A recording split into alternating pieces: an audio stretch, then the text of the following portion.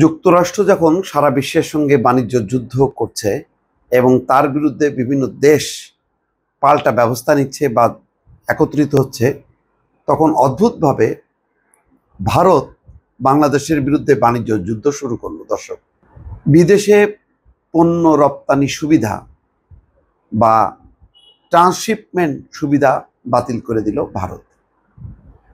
অর্থাৎ ভারত হয়ে যে ভুটান, নেপাল বা অন্য কোনো দেশে পণ্য রপ্তানি হবে, সেই সুবিধার জন্য যে ট্রান্সশিপমেন্ট সুবিধা সেটা বাতিল করে দিয়েছে। এখন বাংলাদেশ কি WTO-তে অভিযোগ জানাবে?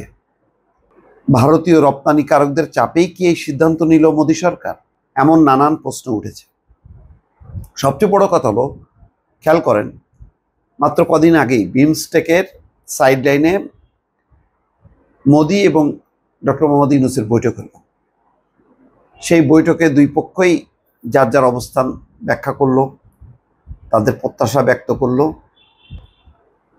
এবং দুই পক্ষের যে মূল কথা, যে সম্পর্ক উন্নয়ন ঘটাইতে হবে।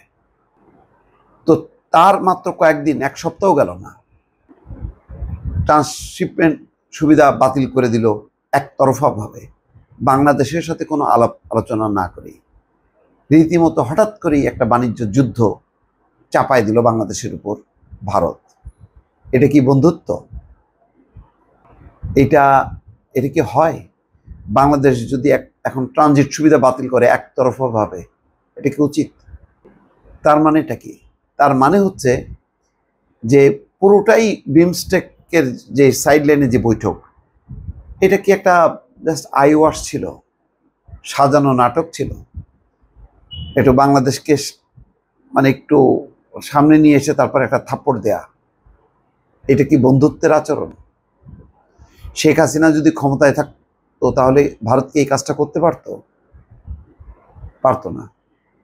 তাহলে কেন করলো? বাংলাদেশ কি এমন কিছু করলো এর মধ্যে ভারতের এগেনস্টে? না। কোথায় তাদের ক্ষোভ?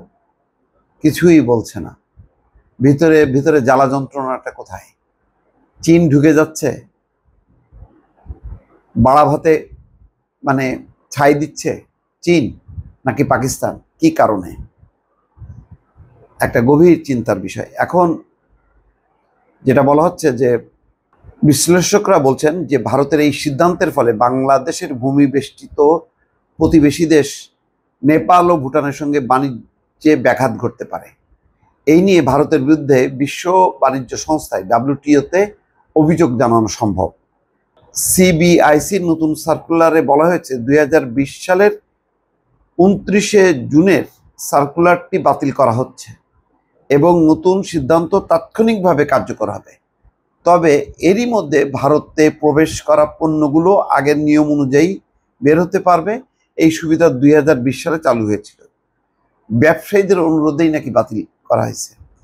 ভারতীয় রপ্তানিকারকরা, বিশেষ করে পোশাক খাতের ব্যবসায়ীরা দীর্ঘদিন ধরে এই সুবিধা বন্ধের দাবি জানিয়ে আসছিলেন।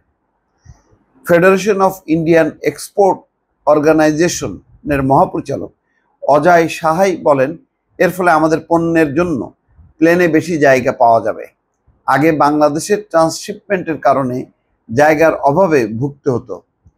এই সিদ্ধান্ত পোশাক, জুতা এবং রত্ন ও জহরত খাতের ভারতীয় রপ্তানিকারকদের সুবিধা দেবে বলে মনে করা হচ্ছে, কারণ বাংলাদেশ এসব ক্ষেত্রে ভারতের বড় প্রতিযোগী।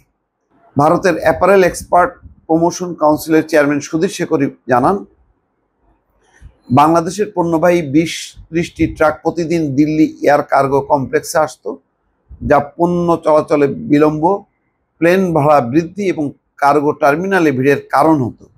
এটি ভারতীয় পোশাক রপ্তানিকে প্রতিযোগিতায় পিছিয়ে দিচ্ছিল। হ্যাঁ, এইসব নানা রকম অজুহাত এবং কারণ এখন তারা তুলতেছে, কিন্তু এই সিদ্ধান্ত বাংলাদেশের বাণিজ্যে বড় ধাক্কা হিসেবে দেখা যাচ্ছে। গ্লোবাল ট্রেড রিসার্চ ইনিশিয়েটিভ প্রতিষ্ঠাতা অজয় শ্রীবাস্তব বলেন, এটি বাংলাদেশের রপ্তানি এবং আমদানি লজিস্টিক্সে ব্যাঘাত ঘটাবে, যা তৃতীয় দেশের বাণিজ্যে ভারতীয় অবকাঠামোর উপর নির্ভরশীল। এর আগেই এই ব্যবস্থা সময় ও খরচ কমিয়েছিল, কিন্তু বাংলাদেশি রপ্তানিকারকদের বিলম্ব, বাড়তি খরচ এবং অনিশ্চয়তার মুখোমুখি হতে হবে। তিনি আরও বলেন, নেপাল ও ভুটান দুটি ভূমিবেষ্টিত দেশ বাংলাদেশের সঙ্গে তাদের বাণিজ্যের সীমিত ট্রানজিট সুবিধা নিয়ে উদ্বেগ প্রকাশ করতে পারে। ডাব্লিউটিও নিয়ম অনুযায়ী সদস্য দেশগুলোকে ভূমিবেষ্টিত দেশগুলোর পণ্যের জন্য অবাধ ট্রানজিট নিশ্চিত করতে হবে, যাতে অপ্রয়োজনীয় বিলম্ব বা শুল্ক না থাকে। তো দর্শক দেখেন কিভাবে একটা বাণিজ্য যুদ্ধের দিকে ঠেলে দিল। বাংলাদেশ যদি এখন ডাব্লিউটিওর কাছে যায়, তাহলে এটা নিঃসন্দেহে বিব্রতকর হবে ভারতের জন্য। বাংলাদেশ এটা কেন করবে? এটা করা উচিত না, কিন্তু ভারত তো সেই দিকে ঠেলে দিচ্ছে। যেমন এখন চীন, কানাডা অনেকে বাধ্য হয়ে তারা পাল্টা শুল্ক আরোপ করতেছে আমেরিকার বিরুদ্ধে।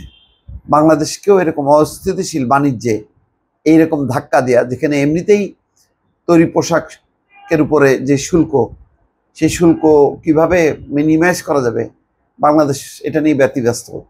তার উপর এই ঘটনাটা, এটা কোনো বন্ধুত্বের পরিচয়? ভারত কি চায়?